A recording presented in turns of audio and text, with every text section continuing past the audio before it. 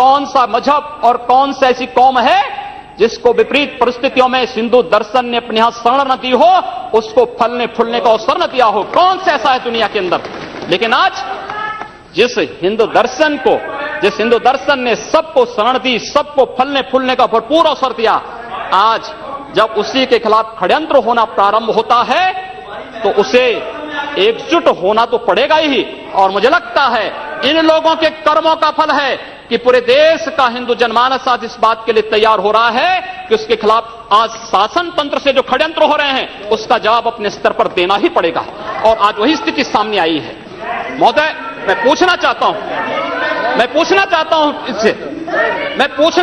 इन लोगों से, जब भारत का मुसलमान हज यात्रा करने के लिए जाता है, महोदय, जब हज यात्रा करने के लिए जाता है, उसकी पहचान तब भारतीय के नाम पर नहीं, पाकिस्तानी के नाम पर नहीं, बांग्लादेशी नाम पर नहीं, भारतीय उपमहाद्वीप का जो भी मुसलमान हज यात्रा करने के लिए जाता है उसकी पहचान हिंदू नाम पर होती है, उसकी पहचान भारतीय, पाकिस्तान या बांग्लादेश के नाम पर नहीं। लेकिन अगर उसी हिंदू पहचान को हम इनके ऊपर यहां पर लागू करने का प्रयास करते हैं, इनको बुरा लगता है।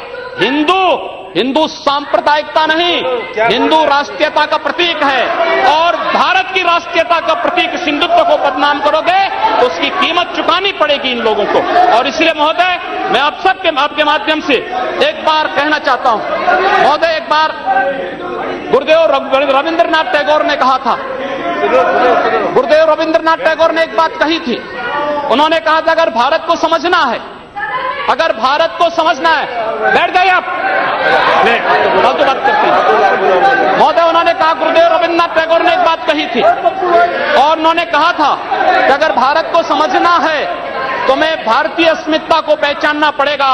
और भारतीय अस्मिता को पहचानना है तो स्वामी विवेकानंद के बारे में आप जान लीजिए। स्वामी विवेकानंद ने एक बात कही थी कि गर्व से कहो हम हिंदू हैं। स्वामी विवेकानंद ने एक बात कही थी कि गर्व से कहो हम हिंदू हैं। स्वामी विवेकानंद तो सांप्रदायिक नहीं थे, स्वामी विवेकानंद तो किसी पार्टी के नहीं थे। स्वामी विवेकानंद ने तो भारत का प्रतिनिधित्व किया था पूरी दुनिया के अंदर। और दुनिया के अंदर जो हिंदू आज पूरे देश के अंदर, पूरी दुनिया के अंदर अपनी सहिष्णुता के लिए पहचाना जाता था, आज उस हिंदू के साथ किस प्रकार का व्यवहार किया जा रहा है, वह कश्मीर से विस्थापित होता है, उसे कश्मीर से निकाला जाता है। एक भी बार इस सदन में चर्चा नहीं होती है, इन लोगों का मुंह नहीं खुलता जब कश्मीर से 3.5 लाख की संख्या में कश्मीरी पंडित निकाले जाते हैं, तब ये लोग नहीं बोलते। पिछले 2012 में असम के अंदर 3 महीनों तक बोडो जनजाति के लोगों को मारा जाता रहा, कोई नहीं बोला। महोदय, कोई नहीं बोला। जम्मू कश्मीर के बाद जम्मू कश्मीर के हिंदुओं के मारने पर कश्मीरी पंडितों को उनके घरों से बेदखल कर दिया गया, एक भी बार ये लोग बोले नहीं, इनको पीड़ा नहीं हुई। दुनिया के अंदर ये अपने आप में बिरला उदाहरण था जहां पर अपने ही देश में अपने ही जानने वाले लोग विस्थापित होकर के खाना बदोश की जिंदगी जी रहे हैं। उस शर्मनाक घटना की निंदा एक भी बार इन लोगों ने नहीं की। मुंबई के दंगों पर ये लोग मौन रहे। जमशेदपुर और भागलपुर के दंगे कांग्रेस के समय हुए थे, एक भी बार इन लोगों ने उस पर चिंता व्यक्त नहीं की।